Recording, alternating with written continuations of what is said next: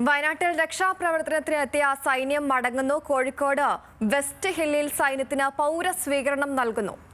കോഴിക്കോട് നിന്ന് ബെൻസൺ ബാബു ചേരുന്നുണ്ട്. ബെൻസൺ, ഈ ഒരു വയനാട് ദുരന്തത്തിൽ 10 ദിവസം നീണ്ട രക്ഷാപ്രവർത്തനം അവസാനിപ്പിച്ചാണ് ഇപ്പോൾ സൈനിക ഉദ്യോഗസ്ഥർ മടങ്ങുന്നത്. ഇവർ കോഴിക്കോട് എത്തിയിരിക്കുന്നു എന്ന് മനസ്സിലാക്കുന്നു. ഏത് രീതിയിലുള്ള ഒരു സ്വീകരണമാണ് സൈനികർക്ക് ഒരുക്കിയിരിക്കുന്നത്?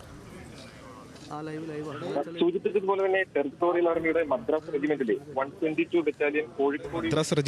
122 ബറ്റാലിയൻ കോഴിക്കോട് യൂണിറ്റിലെ അംഗങ്ങൾക്കാണ് ഇപ്പോൾ കോഴിക്കോട് വെസ്റ്റ് ഹില്ലിൽ പൗര സ്വീകരണം നൽകുന്നത്. അല്പസമയം മുമ്പാണ് ഇത്തരത്തിൽ ഈ ഉദ്യോഗസ്ഥരെ പൗര സ്വീകരണത്തോടുകൂടി ഇവിടേക്ക് റെജിമെന്റിലേക്ക് എത്തിച്ചിട്ടുള്ളത്. 43 ഉദ്യോഗസ്ഥരാണ് ഇത്തരത്തിൽ ഈ ഒരു രക്ഷാപ്രവർത്തനത്തിൽ പങ്കാളികളാകുന്നതിനായി വയനാട്ടിലോട്ട് എത്തിച്ചേർന്നിട്ടുണ്ടായിരുന്നു. അപകടം നടന്നതിന്റെ പിറ്റേ ദിവസം രാവിലെ തന്നെ ഏകദേശം 9 മണിയോടുകൂടി ഈ 43 പേരടങ്ങുന്ന സംഘം ഇത്തരത്തിൽ വയനാട്ടിലേക്ക് എത്തിച്ചേരുകയും ആ രക്ഷാപ്രവർത്തനത്തിൽ പൂർണ്ണതോതിൽ പങ്കാളികളാവുകയും ചെയ്തിരുന്നു. അതിനുശേഷം ഇന്നാണ് അവിടെ നിന്നും ഈ ഒരു രക്ഷാപ്രവർത്തനം അവസാനിപ്പിച്ച് ഈ സംഘം മടങ്ങി തിരികെ റെജിമെന്റിലേക്ക് എത്തിച്ചേർന്നിട്ടുള്ളത്. വലിയ രീതിയിൽ സ്കൂൾ കുട്ടികളുടെയും അതുപോലെ തന്നെ പ്രദേശവാസികളായിട്ടുള്ള ഈ വെസ്റ്റ് ഹില്ലിലെ ജനങ്ങളുടെയും നേതൃത്വത്തിൽ വലിയ രീതിയിലുള്ള സ്വീകരണമാണ് ഈ ഒരു ഉദ്യോഗസ്ഥർക്കായിട്ട് നൽകിയിട്ടുള്ളത്. അതോടൊപ്പം തന്നെ Kozhikode mayor Beena Philip, Thottathil Raveendran MLA അടക്കമുള്ള ആളുകൾ ഈ ഒരു സ്വീകരണ പരിപാടിയിൽ പങ്കെടുത്തിട്ടുണ്ടായിരുന്നു. 100 കണക്കിന് ആളുകൾ ഈ ഒരു സ്വീകരണ പരിപാടിയിൽ പങ്കെടുക്കുകയും ഇവർ നൽകിയിട്ടുള്ള ഈ ഒരു സേവനത്തെ അഭിനന്ദിക്കുകയും ചെയ്യുന്ന കാഴ്ചയാണ് നമുക്ക് കാണാൻ സാധിക്കുന്നത്. കാരണം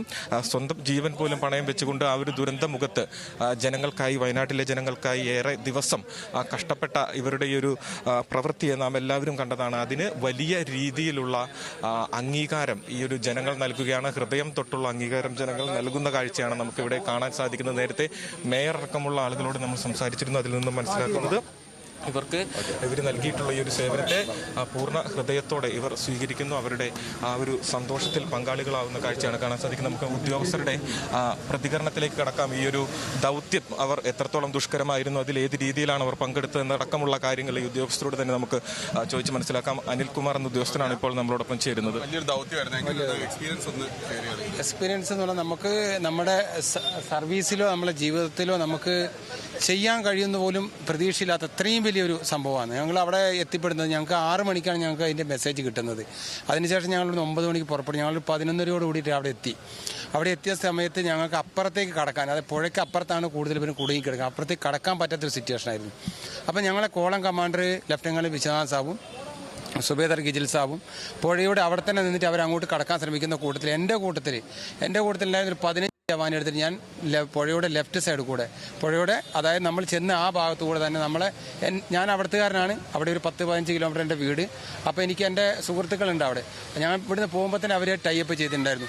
അപ്പോൾ അവരുമായിട്ട് ടൈപ്പ് ചെയ്തേക്ക് എനിക്ക് അവിടെ എത്തിയപ്പോൾ ആ വഴികൾ അവർ പറഞ്ഞതെന്ന് എനിക്ക് വേഗം തന്നെ മുണ്ടക്കയിലെത്താൻ പറ്റി.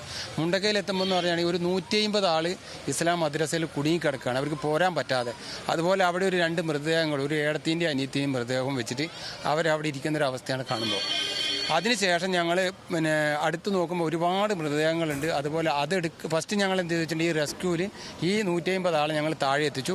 കൂടുതലുള്ള മൃതദേഹങ്ങളും താഴെ റവന്യൂ ഡിപ്പാർട്ട്മെൻറ്റ് കൈമാറി. അതിനുശേഷം അപ്പോഴേക്കും ഞങ്ങളന്ന് വൈകുന്നേരമായി, ഒരു 7 മണിയായിട്ടുണ്ടാവും ഈ പ്രവർത്തനം കഴിയുമ്പോഴേക്കും. അതിനുശേഷം ആ ബോഡികളെല്ലാം അവിടെ തന്നെ ഞങ്ങൾ ഇസ്ലാം മദ്രസയിൽ അവിടെ തന്നെ ഞങ്ങൾ സൂക്ഷിച്ച് വെച്ചതിന് ശേഷം രണ്ടാമത്തെ നമ്മൾ എന്ത് ചെയ്യും, രണ്ടാമത്തെ ദിവസം ഞങ്ങൾ വനറാണി എസ്റ്റേറ്റിൽ ഒരു 19 ആൾ കുടുങ്ങി കിടക്കണ്ടായിരുന്നു. അവിടെ പോയി. അതിനുശേഷം ഞങ്ങൾ കൊടുത്ത് 10-15 ഈ വൈശാഖ് ഇങ്ങനെയുള്ള ഇവരെല്ലാവരും ഉണ്ടായിരുന്നു. ഇവരെല്ലാവരും കൂടി ഞങ്ങൾ അവിടെ പോയി. അവിടെ പോയതിന് ശേഷം പിന്നെ ഞങ്ങൾ അവിടുന്ന് ആ വനറാണി എസ്റ്റേറ്റിൽ 19 ആളെയും പിന്നെ അന്നൊരു 10 ബോഡി ഞങ്ങൾക്ക് അവിടുന്ന് തന്നെ റെസ്ക്യൂ ചെയ്യാൻ പറ്റി. അതും ഞങ്ങൾ റവന്യൂ ഡിപ്പാർട്ട്മെൻറ്റിന് കൈമാറി. അതിനുശേഷം ഞങ്ങളവിടെ ഇത്രയും ദിവസം ഇറ്റാച്ചിയുടെ കൂടെ തന്നെ ഓരോ സ്ഥലത്തും സ്നൈപ്പർ ഡോഗും ഇറ്റാച്ചി അവരുടെ കൂട്ടത്തിൽ എല്ലാ സ്ഥലത്തും ഞങ്ങൾ ഓരോ സ്ഥലത്തും അവിടുത്തെ ജനങ്ങളെ, ലോക്കൽ ജനങ്ങളെ കൂട്ടുപിടിച്ചുകൊണ്ട് തന്നെ അവർക്ക് എവിടെയാണോ ഡൗട്ട്, എന്താണോ ആവശ്യമുള്ളത് അതിനനുസരിച്ച് ഞങ്ങൾ ഇതുവരെയും ഞങ്ങളെ വണ്ടബിൾ ടു TA ബറ്റാലിയൻ അവരെ ഒന്നിച്ച് തന്നെ ചെയ്തിട്ടുണ്ടായിരുന്നു. റെസ്ക്യൂ ചെയ്ത് ഒരുപാട് ജനങ്ങൾ റിയാക്ഷൻ എന്ന് പറഞ്ഞു കഴിഞ്ഞാൽ അത്രയും ഞങ്ങളെ വിടാൻ തന്നെ താല്പര്യമില്ല അവർക്ക്. അത്രയും അവർക്കൊരു വിശ്വാസമാണ് നമ്മളെ മുകളിൽ. അവർക്കൊരു വല്ലാത്തൊരു വിശ്വാസം, എന്താ വെച്ചാൽ നമ്മളുണ്ടെങ്കിൽ ചെയ്യാം എന്നുള്ളൊരു വല്ലാത്തൊരു വിശ്വാസം അവർക്കുണ്ട്. അതാണ് അവർ നമ്മളടുത്ത് പറഞ്ഞത്. ഞങ്ങൾ പോകാൻ പറഞ്ഞപ്പോൾ അവർക്കൊരു ഫീലിംഗ് ഉണ്ട്.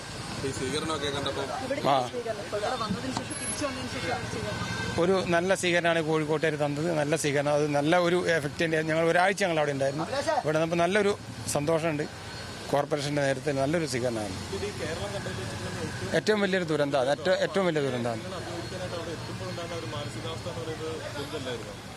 വലുതായിരുന്നു, വലിയ അവസ്ഥ തന്നെയായിരുന്നു. അവിടെ ചെല്ലുന്നത് കാണുമ്പോൾ എന്ന് വെച്ചിട്ടുണ്ടെങ്കിൽ നമുക്ക് അങ്ങനെയൊന്നും പിന്നെ നമുക്ക് അതിനെപ്പറ്റി അളവ് പറയാൻ കഴിയില്ല. അങ്ങനത്തെ ഒരു സിറ്റുവേഷൻ. കാരണം ഞങ്ങൾ ക്രോസ് ചെയ്യാൻ വരെ പറ്റില്ല. അവിടെ എത്തിയപ്പോൾ അതിൻ്റെ സ്ഥിതി അതല്ല. അതായത് ചൂരൽമലയിൽ കാണുന്ന അവസ്ഥയല്ല മുണ്ടക്കയിലും പുഞ്ചിരിമട്ടം എന്നുള്ള സ്ഥലത്തും കാണുന്നത്. അവിടെ 20ഓളം വീടുകൾ ഒരുപോലെ പോയിരിക്കുകയാണ്. ആ 20ഓളം വീട്ടിൽ കുറച്ച് പേരെ രക്ഷപ്പെട്ടിട്ടുണ്ട്, ബാക്കി എല്ലാവരും മരിച്ചിട്ടുണ്ട്. നമ്മളെ സുഹൃത്തുക്കളെ വീടും പോയിട്ടുണ്ട്, അതുപോലെ തന്നെ എൻ്റെ കൂടെ പഠിച്ചവരുടെ എല്ലാം പോയിട്ടുണ്ട്. എൻ്റെ മേപ്പാടി പഞ്ചായത്തിൽ 2ാം വാർഡിലാണ്. ഓക്കെ. അദ്ദേഹം പറഞ്ഞതുപോലെ തന്നെ അദ്ദേഹം വയനാട് സ്വദേശിയാണ്. മേപ്പാടി പഞ്ചായത്തിലെ 2ാം വാർഡിലെ ആണ് അദ്ദേഹം താമസിച്ചിരുന്നത്. നമുക്കറിയാം ഈ ഉരുൾപൊട്ടൽ ഉണ്ടായത് മേപ്പാടി പഞ്ചായത്തിലെ തന്നെ 10, 11, 12 തുടങ്ങിയ വാർഡുകളാണ്. അപ്പോൾ അദ്ദേഹത്തെ സംബന്ധിച്ചിടത്തോളം ആ ഒരു പ്രദേശവും അവിടുത്തെ ആളുകളും അത്രത്തോളം പ്രിയപ്പെട്ടതായിരുന്നു. അപ്പോൾ ആ ജനത്തിനു വേണ്ടി ഈ റെജിമെന്റിൽ നിന്നും എത്തിച്ചേർന്ന് ആ ഒരു വലിയ സേവനം നടത്താൻ സാധിച്ചതിലുള്ള സന്തോഷമാണ് ഇവരെല്ലാവരും പങ്കുവെക്കുന്നത്. അത് ആ രീതിയിൽ തന്നെയാണ് നമുക്ക് ഇവിടുത്തെ ഒരു ആളുകളുടെ സ്വീകരണവും ഇവർക്ക് നൽകുന്ന ഈ ആദരവും കാണുമ്പോൾ നമുക്ക് മനസ്സിലാകുന്നത്. അത്രത്തോളം ജനങ്ങൾ ഇവരെ ഹൃദയത്തോട് ചേർത്ത് വെക്കുന്നുണ്ട്. കാരണം കേരളം കണ്ടിട്ടുള്ളതിൽ വെച്ച് ഏറ്റവും വലിയൊരു ദുരന്തമുഖത്തെ അഭിമുഖീകരിച്ച് അതിൽ നിന്നും പരമാവധി ജനങ്ങളെ രക്ഷിച്ച് പരമാവധി ആളുകളെ സുരക്ഷിതരാക്കിയ ഒരു സൈന്യത്തിന് സാധാരണക്കാരായ ജനങ്ങൾ നൽകുന്ന സ്നേഹമാണ് നമുക്കിവിടെ കാണാൻ സാധിക്കുന്നത്.